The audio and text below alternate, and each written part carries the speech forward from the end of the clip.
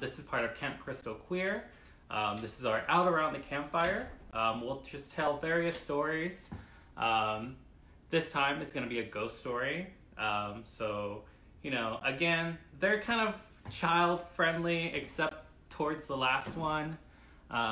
So hopefully you enjoy. Please comment whether or not you think these ghosts exist. I also wanted to give a quick shout out to our okay.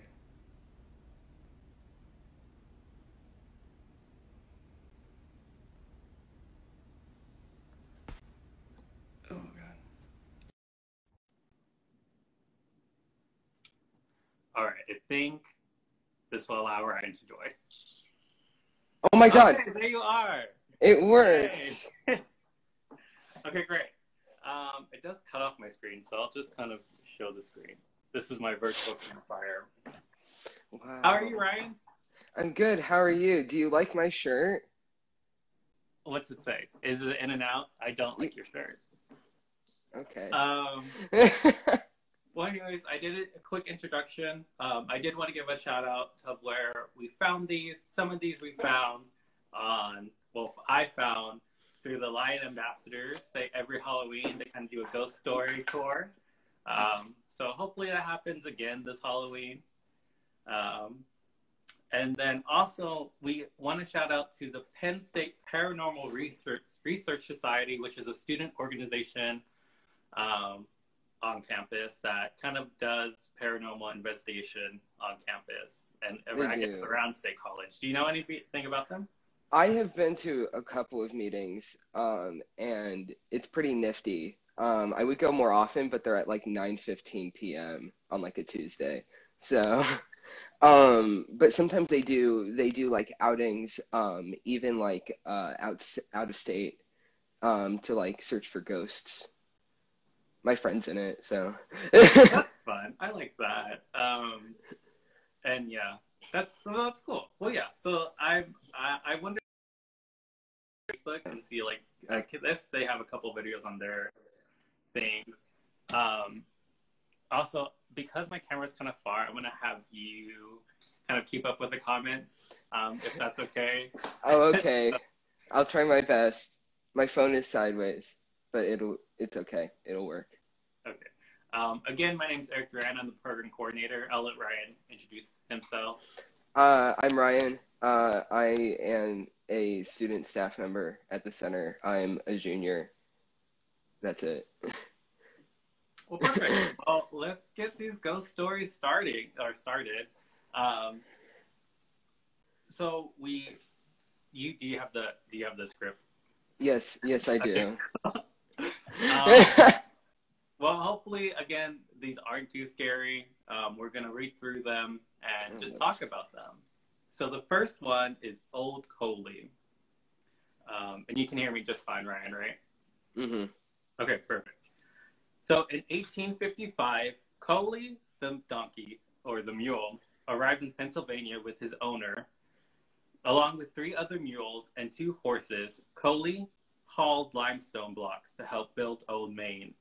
The blocks were carried from a quarry located on what is today a part of the Old Main Lawn, near the intersection of College Avenue and Pew Street. He was a good man. Yeah, I wonder what the story was behind the other 2, / why, we'll get into it more, but why he was chosen to be the skeleton man. They didn't measure up, apparently. I guess not, which is sad, but... I also have an image of Old Coley right here. So that's him.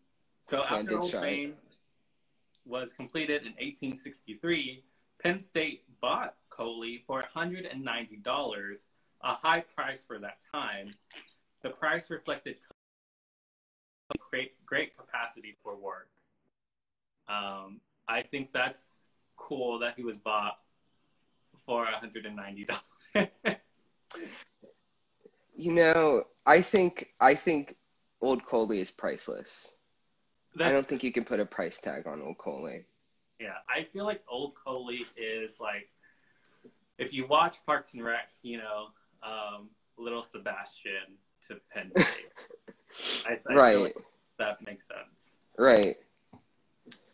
Coley spent the next 30 years handling a variety of tasks on the campus and surrounding farms. He was a favorite of the students and served as their informal mascot long before the advent of the Nittany Lion. Apparently, one favorite prank perpetuated by Penn State students was to take Coley up to the top of Old Main's bell tower and leave him there for a few hours before bringing him down. To some, this seems cruel, but these same students made Coley the unofficial mascot of Penn State. So it was really just reparations for putting him up in the bell tower. It is. I feel like, well, one story said that some upperclassmen students would bring him up to the bell tower and then had like underclassmen like carry him down because he was able to walk. Oh, because they can't go downstairs. Yeah. Which so mean.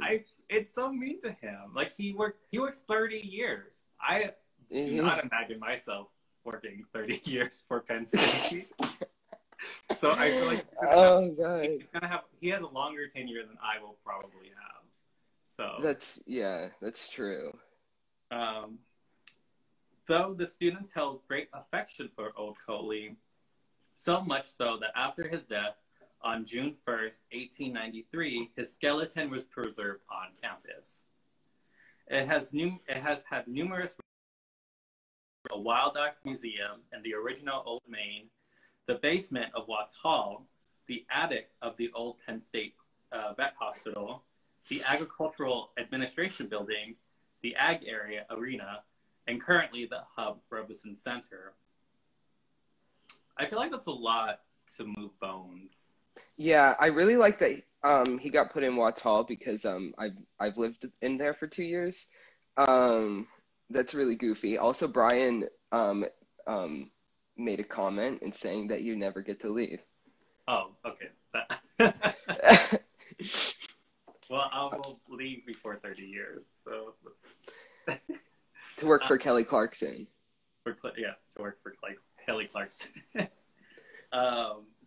But, I mean, you mentioned Watts Hall. So during his time at Watts Hall, after the bones were moved to the basement, students started to report seeing the mule standing outside the storage room door. Have you seen Old Coley? I wish I'd seen Old Coley in the basement. But no, nothing good has ever come out of that basement for me. These are his bones, by the way. Well, yeah, I mean, I guess, so we haven't really established whether or not we ourselves believe in ghosts, so I'm going to take a pause here. So what do you think? My take, I would love for ghosts to exist. I want it to happen so bad. Personally, I don't think they do. I don't sit claim to know the answer, and if I ever have like an experience, I'll change my mind. But I've never seen a ghost. I do believe in them. I don't think I've experienced them. My mom has said various paranormal activity has happened around us when I was a child, and so like I don't. If you're watching right now, do you believe in ghosts? What are your thoughts and theories? But I think there are forces. I don't know what a spirit or apparition would be. You know, maybe it's not just the spirit. Maybe it's like some type of energy still left on this earth. You know, Again, kind of like you. I don't know whether or not they exist or not, but you know, I think they do. I think too many people have seen something or like have something happen to them to where it might, you know. Mm-hmm. I don't for think, sure. In some of these stories, I don't know if that person is still around. Some of these don't sound correct, but I think so far, I wouldn't put it past Old Coley to kind of just he worked here for 30 years. I don't imagine him leaving Penn State ever. Right. You know? No, that's true. And he can't leave because his bones are here. He's he hasn't been put properly to rest because he's on display. I mean, That's true. to each their own, I suppose. But Uh, yeah, I really want ghosts to exist. I really want them to, but I've never seen them. That's all I'm um, saying. well, let's continue with sightings of Old Coley. Some saw him wandering the halls, while students reported hearing braying sounds and the sound of hoofbeats around the building. At first, the staff felt this must be a student prank, but several staff members saw the mule and heard the sounds as well. It appeared the ghost of O'Coley, as the students and staff started to call him, was not happy with the move. Some state the reason for this was he missed all the attention he had received in Old Main before the area of the building was burnt down. So this is saying that he did not like being moved to Watts Hall. That's all. I So don't blame him. I I Uh, think that this could be like real. I think some students could definitely like, pull pranks and like make the sounds and like make people hear mhm. it. But I mean, I feel like staff have a little bit more believability or credibility in like seeing them, Okay. you know? All right. Staff are at least I to like create the kind of or to perpetuate the myth. I will say about him being in the hallway of Watts Hall. I don't know if a full-size mule would fit in the hallway in Watts Hall. They're very narrow hallways. The building was built in 1908. I don't I don't know if oh, thanks, someone likes my hair. Um, but yeah, I don't know if he'd fit. But I guess if you're a ghost, you're not really bound by by The like the laws. laws of like physical reality. That's true. Well, his remains were moved over the years from place to place. The ghost of the little mule was still seen and heard. Even when his bones were given a more visible location, in the agricultural building, it seems Old Coley was still not happy with it. Today, from time to time, startled students and staff still come forward to report that they've seen the spirit of Old Coley. People at one point claimed that these sightings were a result of student pranks, but the idea that students from one generation to the next would keep this prank going was improbable. In fact, many Penn State students today do not know the Old Coley story. Regardless of where Old Coley's spirit is, he is in all of. I don't know. I think that last sentence from the generation thing, I think that's false. I think people will definitely keep up kind of pranking from generation to generation to keep tradition alive. But I think that it also makes sense that you can see him all the time. Right. Right. For sure. Yeah. No, I don't know. I really want him to be, still like clip clopping around. Clip. I don't know. And then at one point, I want him to be in. I don't know what like the afterlife would be for a donkey. Like, what would be their quote unquote heaven? Um, Maybe heaven for him is just doing what he did best, hauling limestone Holly for West. 30 years. Maybe that was his personal heaven. I guess so. Well, Or maybe it wasn't, and we just don't know because he's a mule and he can't talk. I do like the idea that he is still around. Me too, for sure. So, I have gone to visit him a couple of times in his newest location. yes. Maybe I should try to contact him next time I'm in Watts Hall and see if I can like perform a seance in the basement or something and get him to come. But I don't know what the seance would look like. Did you just hear hooves? And like, does he like I don't Maybe, know. I don't know what, like, I, Maybe he'll like eat a carrot out of your hand. I don't know. Well, I mean that let's put that up to the Paranormal Research Society. Let's have them do that. For sure. Well, let us know in the comments if you believe Oakley is still walking around Penn State. We're gonna move on to our next ghost story, which Ryan has. Right. So these are the ghosts that are in Schwab. Said one. Built in 1902, Schwab Auditorium was the result of a $150,000 donation by university trustee Charles Schwab, the then president of Bethlehem Steel. The 900-seat auditorium is now home to several classes and many performances by visiting lecturers and performers, as well as Penn State Center for the Performing Arts. Students and theater goers have reported footsteps, lights flickering, the ruffling of curtains, objects moving on their own, certain chairs in the house that are folded down as if someone is sitting in them, and even being scratched. There are two main individuals who have likely ties to this building. So the first spirit that many believe is haunting Schwab Auditorium is said to be that of the university president George W. Atherton, whose tomb is located directly outside the auditorium for some reason.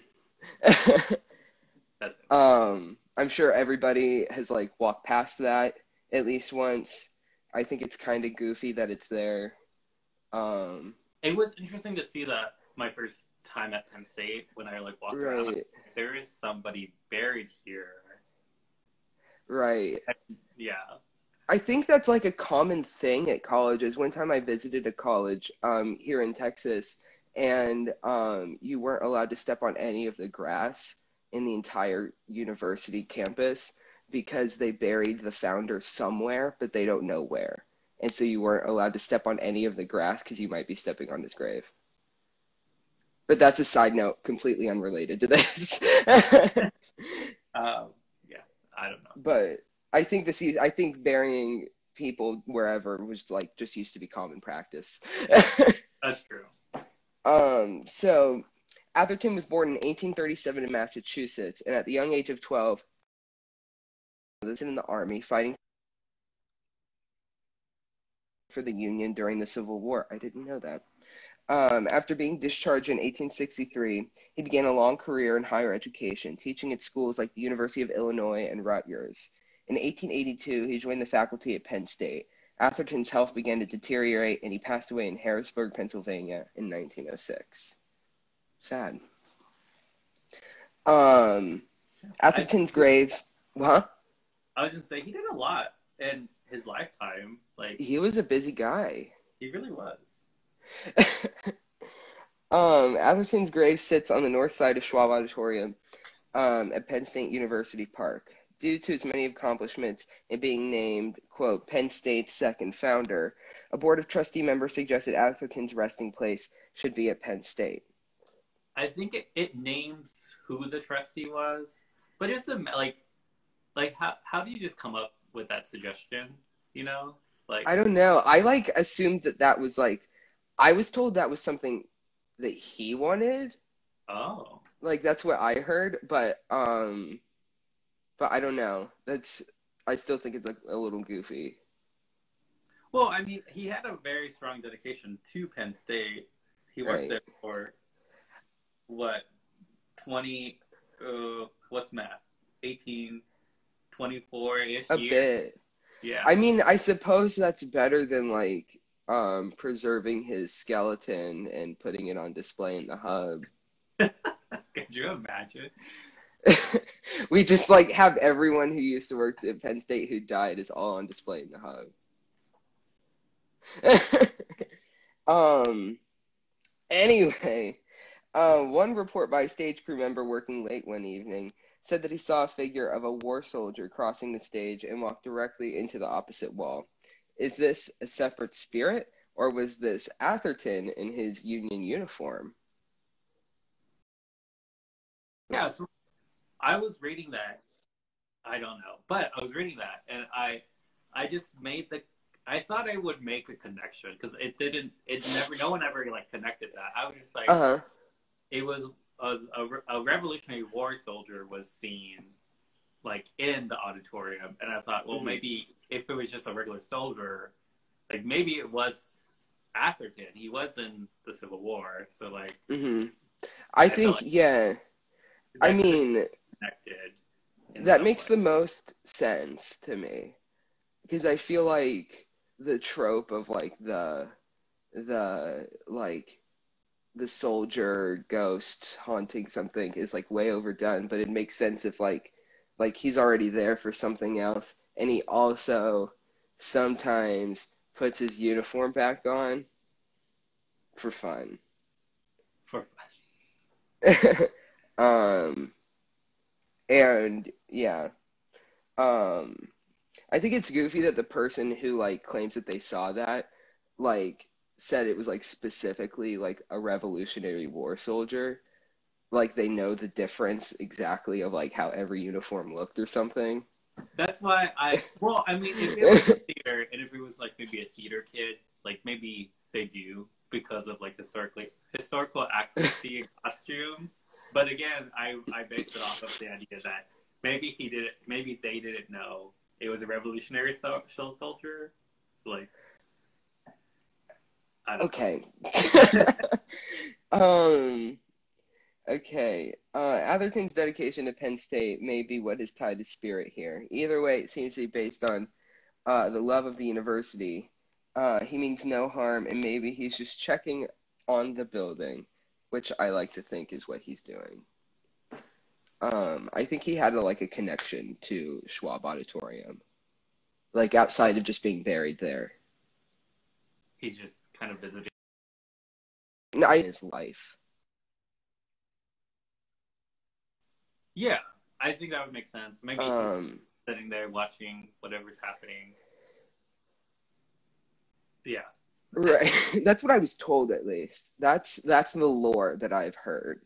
I mean, Um, he seemed like a benevolent man, so I would assume that his spirit would also sure. be benevolent.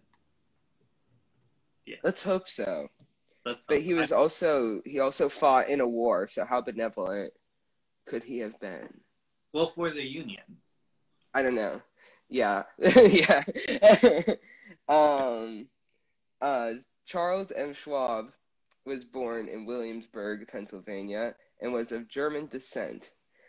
He was an engineer in Andrew Carnegie's Steelworks, and at 35, he became the president of Carnegie Steel Company. Wow, some Pennsylvania history. Um, he eventually became very wealthy and owned estate in New York City. Um, Wait, what? Oh, those are lists of different cities. I see. Yeah. New York City, Loretto, PA, and Weatherly, PA. While also providing the funds for Schwab Auditorium, he also provided funding for a school in Weatherly. Oh, How nice of him. he said what his skills is often referred to as Schwabu, right? You told me that. I've always heard it pronounced Schwabo.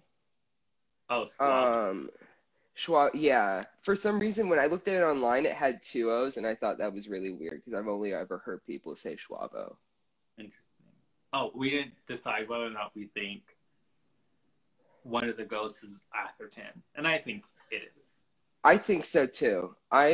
Um so like I'm in Thespians, which is a club on campus, who does their fall and spring performances in Schwab, and so there are a lot of that who participate in the shows. Not me, because I like barely participate, but some people claim to have seen him like in like the basement, because like that's kind of where, because like he's underground, and you know the basement's also underground. I don't know. Maybe. But let's talk more about Schwab. Right. So Schwab became notorious for his fast lane lifestyle, including opulent parties, high stakes gambling, and extramarital affairs. Sounds like a cool dude. Even before the Great Depression, he had already spent most of his fortune, estimated at between 25 million and 40 million. Adjusted for inflation, in the first decade of the 21st century, that equates to between 500 million and 800 million dollars. That is too That's much. a I that's a feel, hefty sum. I don't know how, like, I guess maybe within the span of maybe 20 years, I would assume. I cannot Yeah, well, spending that much. I don't know. I mean, he was pals with Andrew Carnegie, wasn't he rich? That's why Yeah, everything's named after him. that's true. Um, and after the stock market crash in 1929, Schwab lost much of his wealth, losing much of his real estate, and had to move into a small apartment and was over $300,000 in debt. So he didn't have that money forever. He didn't have too much forever. He was buried in a private mausoleum in Loretto, PA. So I think that because he was buried somewhere else, like if your theory is that Atherton is here because his grave is here, Right. that might not apply to Schwab. Right. That's one thing, one sort of thing I kind of have about ghost stories. There seem to be any rules about like where the ghosts tend to haunt. It always seems to be like what's most convenient. Yeah, I mean, Um, because I mean, it was even what's this? Wait, Atherton passed away in Harrisburg, so like right. it's But interesting to figure his spirit would be here, right. you know. But his body's here. But And then Schwab didn't die there, and he's not buried there, but it is named after him. that's true. I mean, if you continue in the next paragraph, that that's it. Right. It is said that Schwab was an avid theater goer and a lover of the arts, so it may be no surprise that he is still there to see shows in his auditorium. His spirit may be lurking in the theater because this was one of the last aspects in his lavish lifestyle that he was able to claim at the time of his death. Um, So I added right. that. I think that makes sense.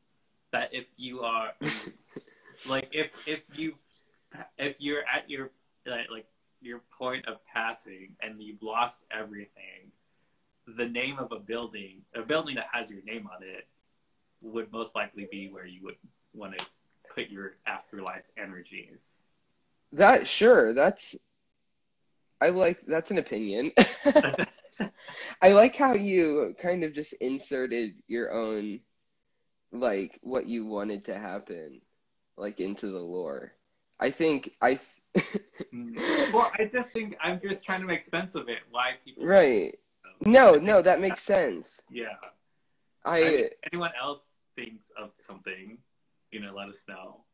And sure. No, definitely. There's nothing else that would explain it. Other figures in the auditorium include the ghost of a janitor who is reported to flush toilets in the women's restroom. And a shadowy figure has been seen disappearing into the walls of the basement. Others have seen the apparition of a woman as well, though no one knows the stories behind these spirits. Sad. I don't know why the janitor would keep hanging out there after he died. Like, that one doesn't make sense to me. sorry, you cut off. You buzzed out. Oh, oh, I don't know why the janitor would hang out in the I he, basement. I mean, he also just seems creepy if he's flushing toilets in the women's I mean, I restroom. assume that he's cleaning it. I, But then why like, not hear things in the men's restroom too? You know, maybe he only cleans the women's restroom. maybe. And maybe, I don't know.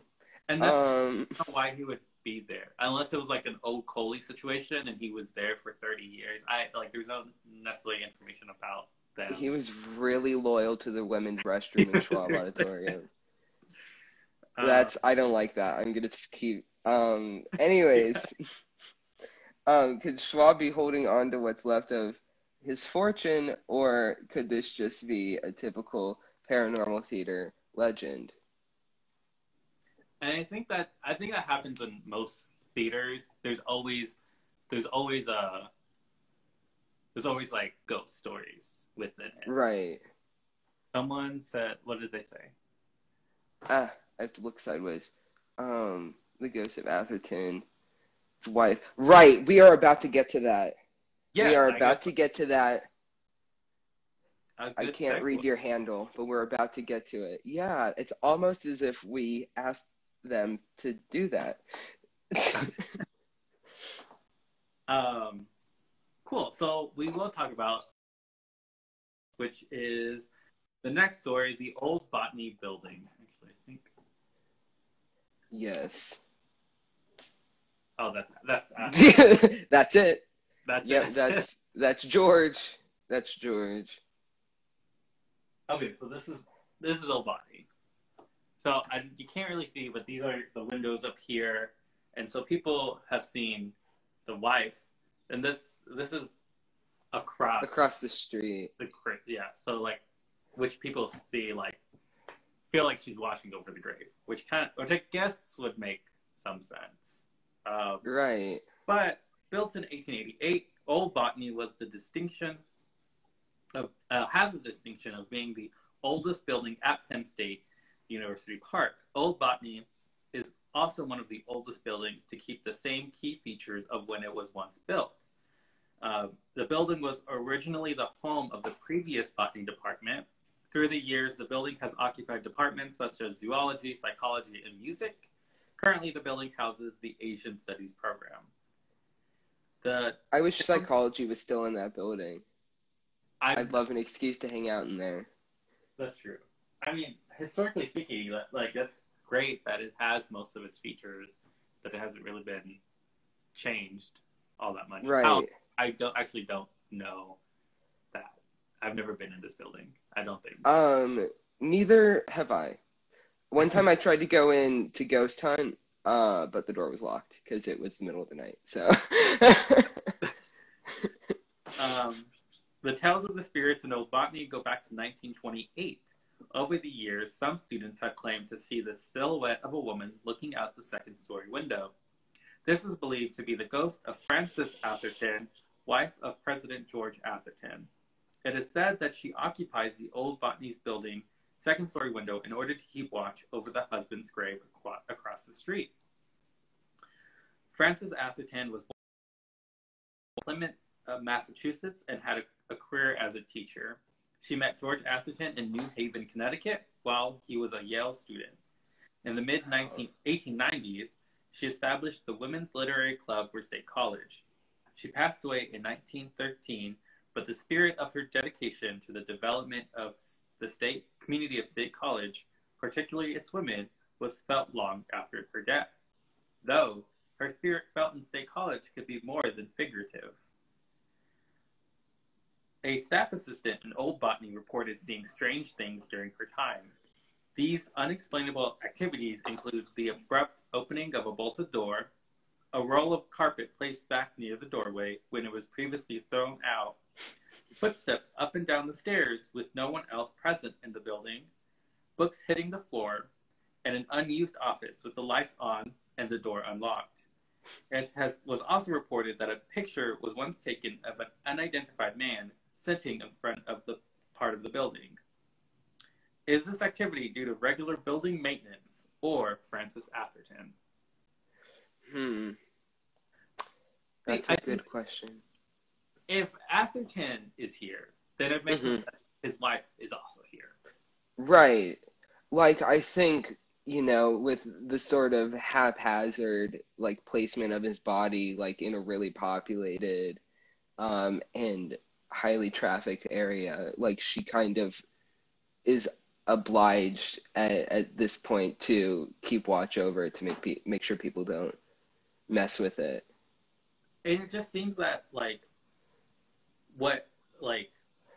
the activity in the building isn't bad. Like, she's not harmful. Nah. It looks like it's just like trying to take an office and read in there, you know? Right, like she Like, was working. exactly. um, I don't know. I guess I would like to think that. And I mean, again, it could just be like people. The husband's here, so the wife must be looking over at him. You know. You totally buffered out for like on my end, and I have no idea what you just said. Oh, I was just saying, it just makes sense that her spirit would be there. And Yeah. even if people were thinking like, hey, even if people were making it up, you know, Hmm. I don't know who else would be in Obotny. Yeah. I know. I like that idea. It's a very like quaint little building. My favorite thing is that, I mean, but I'd some of this haunt it. does. Wait, what? I'd haunt it. I. It just does seem that some of this is like normal maintenance stuff. So like somebody could have moved the carpet again, you know, Yeah, that or is someone could have true. like gone into that office and just left the light on, you know.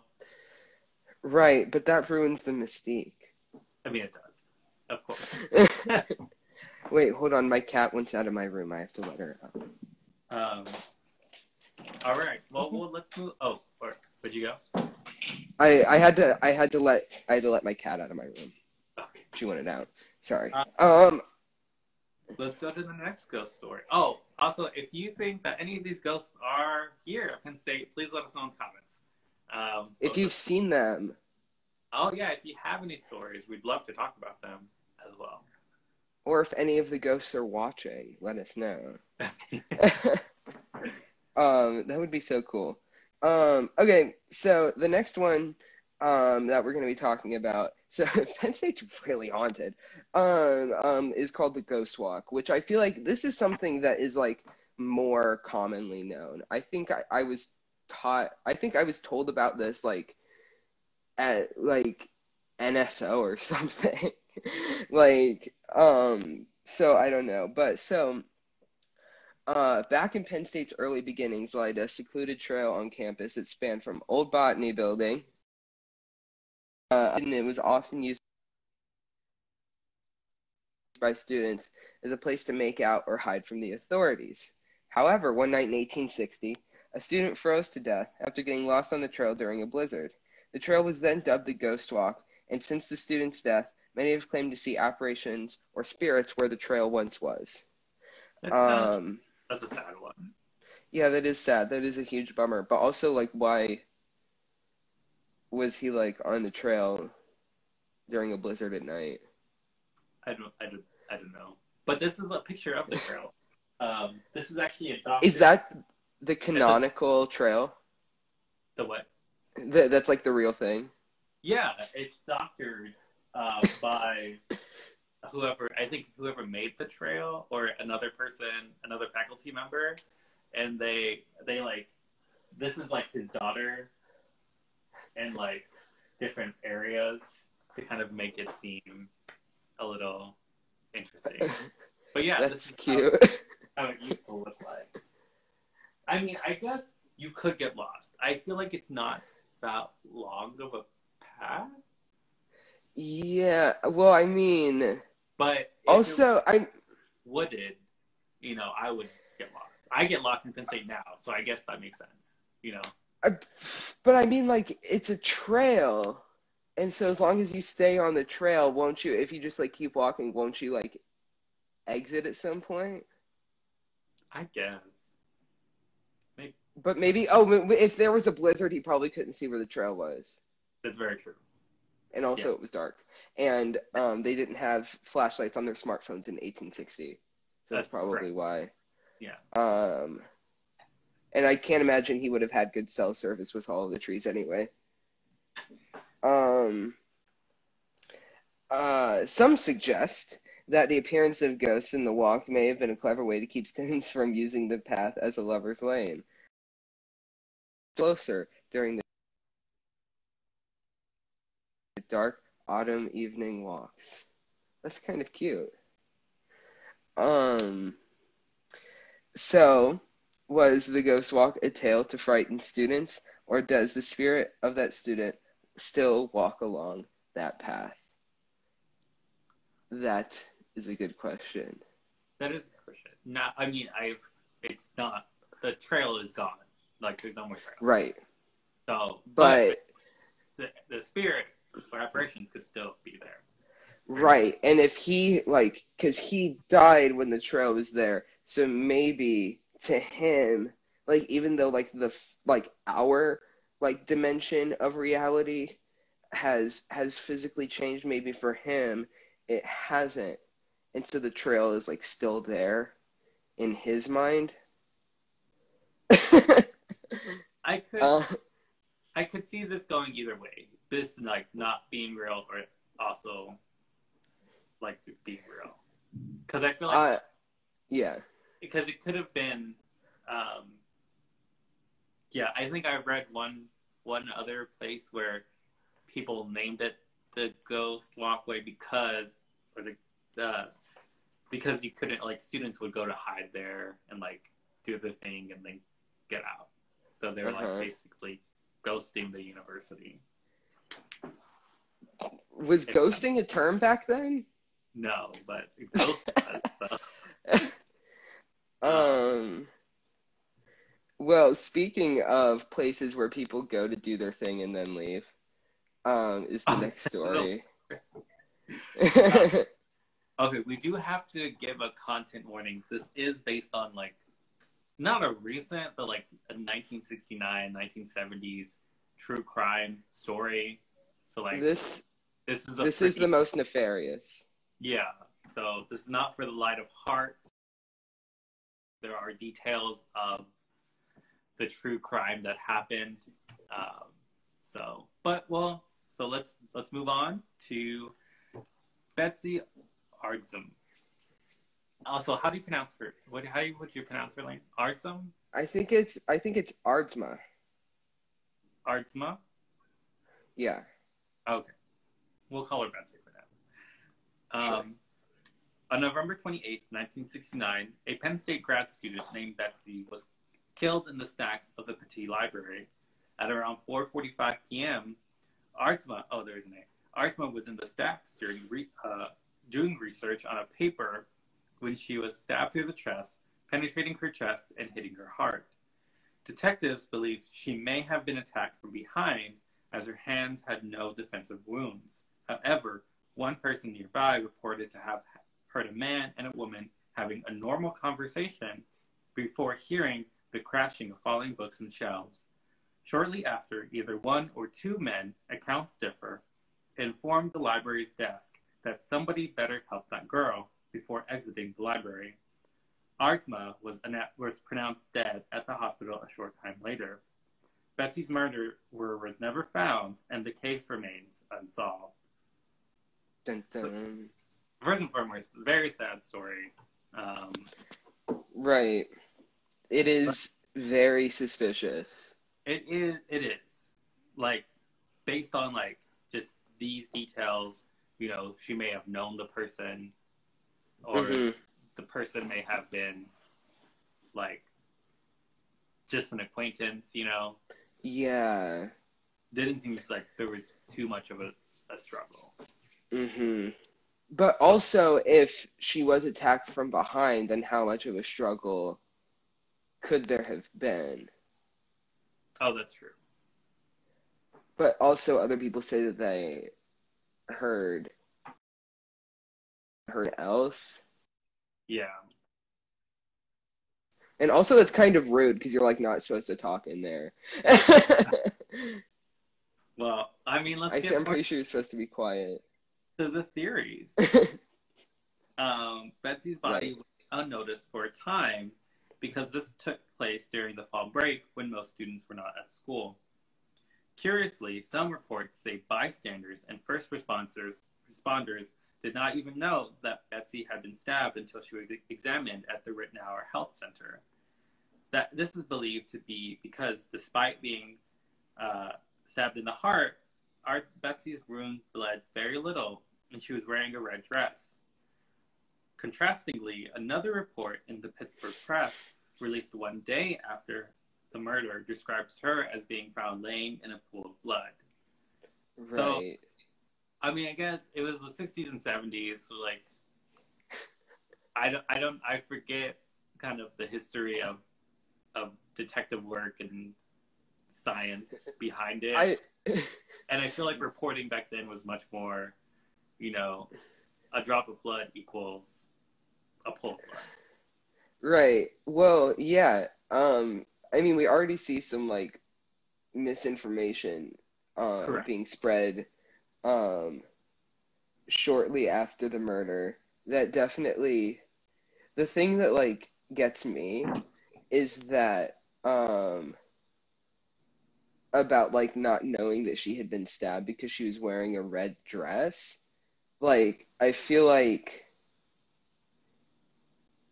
blood, like, you'd still see it.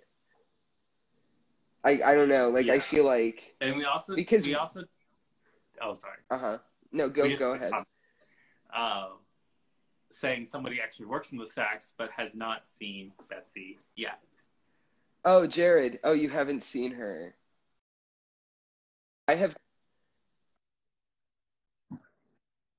I did go looking for her once, but I didn't find her. But maybe she doesn't, I don't know. Who knows? But who knows? I just don't Either way. understand why they wouldn't have noticed that she was bleeding. Yeah, I don't. I'm sorry? Oh no, say that again. Oh no, I just don't understand why they wouldn't know that she was bleeding, especially since like once blood changes color and like coagulates like pretty quickly after it like Well, she was wearing a red dress. exits. I but It could have matched. but yeah, it could have I'm not a matched. forensic person, so we'll just continue with the theories. It's like I'm just very suspicious of that small detail. Well, let's see why the case isn't solved then. Uh, Sure. the murder is widely believed by law enforcement to have been a random act. Some of the public have even gone to believe that Betsy was killed by a prolific American the prolific American serial killer Ted Bundy, who attended Temple University in Philadelphia in 1969. But there is no current evidence that supports this theory. Uh, That's so not true. I mean that's like a popular theory, but like but yeah, I feel like that's not. It's not his MO. Is that it's correct? not his MO. It's hours away. It's before he started killing people. Yeah. Um,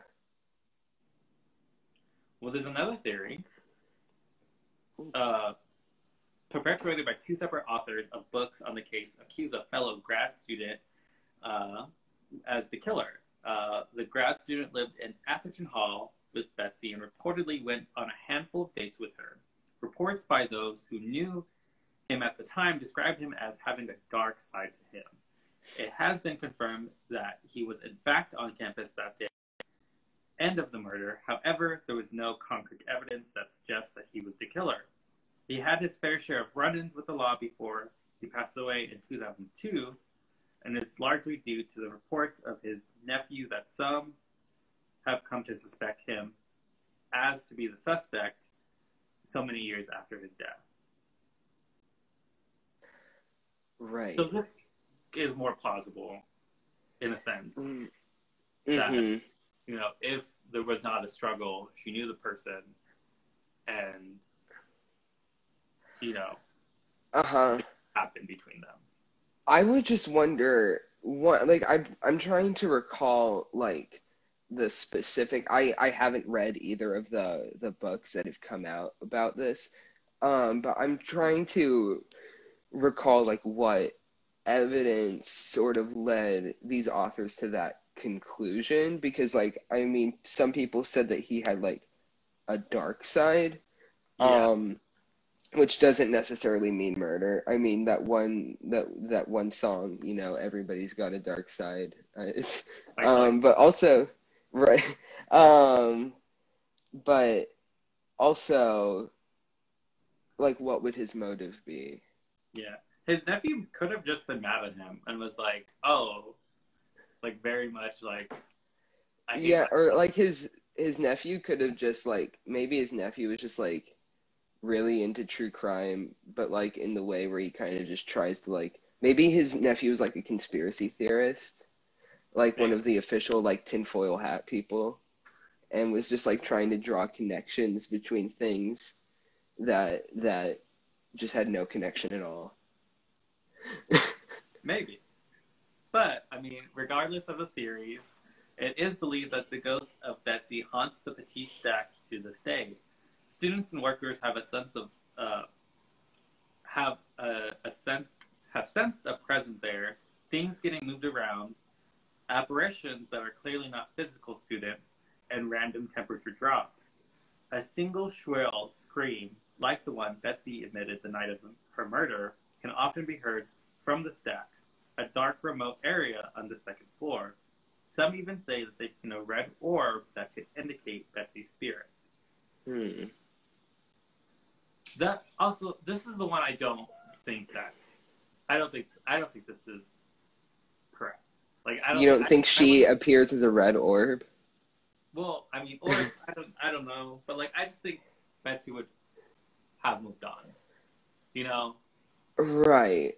Maybe maybe she's sad that like nobody noticed that she was dead sooner.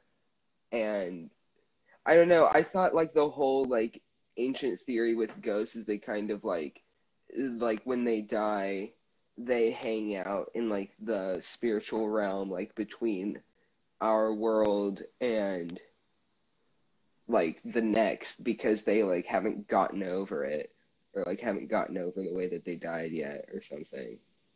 I've seen pictures of her. I think she's over it.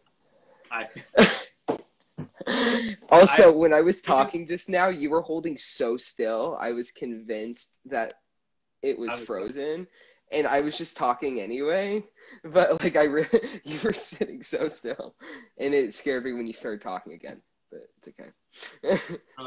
No, yeah, I've seen. She just looks like the type of girl that's just like, oh, like I've passed on. I do not want to be stuck. That's the other thing. I don't know who would want to be stuck in the library. Maybe, I don't know. I really like going to the stacks, and I go there for fun a lot because they're creepy. I get. Well, because they're creepy. Exactly. I don't think she would like that. Well, okay, maybe she doesn't know she's dead, and she's like still studying. Because she was murdered when she was studying for a final, so maybe she like doesn't know that she's dead, and she's just like studying for a final. Forever studying, that'd be horrible. I mean, I think I have some evidence because one investigator believes that the activity is not Betsy, but rather a strange energy flux created from all the people and events that have passed through the building, and it doesn't help that people are afraid to go into the library. Is it the strange activity due to the horrific death of Betsy, or just the tired minds of college students? I want to say tired minds of college students. But one thing, hold on, my cat wants back in my room. You can just give me a second. Come on. It's okay.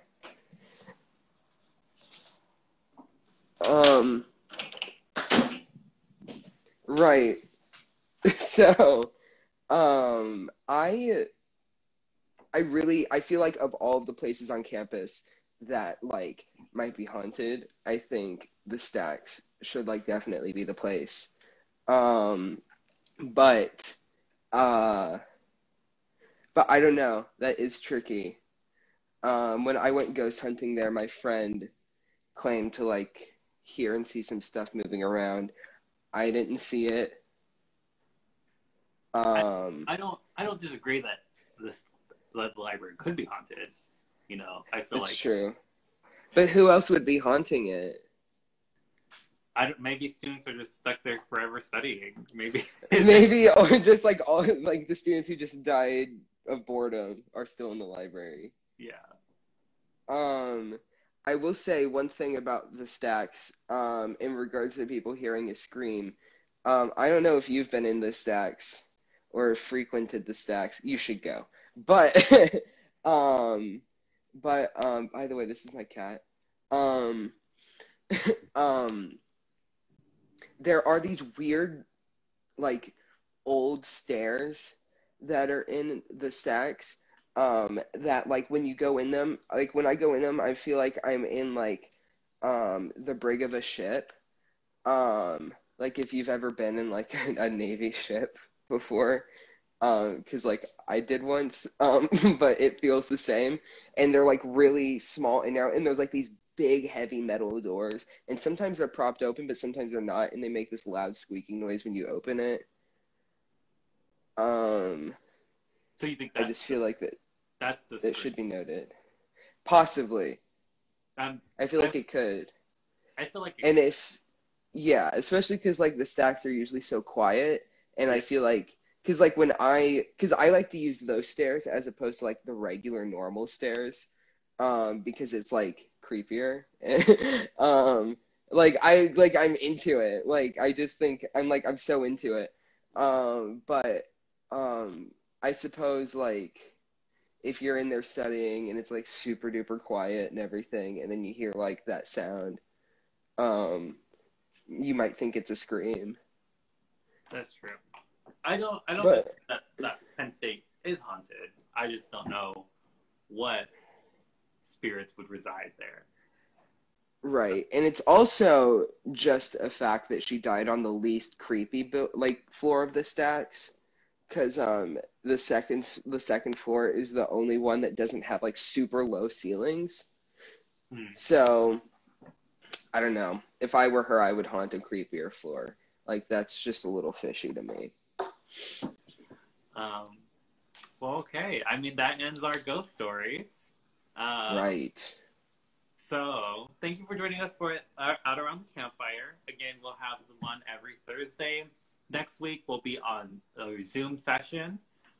Again, for joining us, if you comment on this video or just share with us your favorite part of this on our blog page for Camp Crystal Queer, you can get the old Coley patch. And if you need more information about that, again, go visit our Camp Crystal Queer page. The link, it should be on Facebook and on Instagram in previous posts, and should be on the previous post right like today. So go there. Right. Uh, Collect the patches. um, Hello. The Simmons ghost. What's that? I don't even. Is that a building? Is Simmons a building? Oh, Instagram's about to kick us out. No! So, but yeah, I mean, next time we're gonna go through some more things. Share with us your stories, and let us know. Yeah, but yeah, definitely comment on this video. Like, share with us what you've done or not done, what you've liked. What have you done? I mean, have you gone to investigate some? That would be interesting. Have you been haunting the stacks? Have you been? Oh, Simmons is a dorm building. Yeah. Right. Someone died in Simmons Hall and haunts the elevator. Oh wait. I know this story. Oh my gosh, I know this story. This was recent. This was a recent one. It's sad. That is sad. Well, I mean, yes. Go look into more haunted Penn State history, but don't let it be like a fear. Some of them are benevolent, like Atherton. So, again, we're about to be stopped. So, consider it a goal to one day haunt. You what? Thank you. No, I just said like that's something people should aspire to. Oh, to haunt Penn State. I don't think so. I think they should just leave Penn State forever. But okay. So we hope to see you next time, and definitely look at our Camp Crystal Queer page. Yes, and get patches. Goodbye. Yes. Goodbye.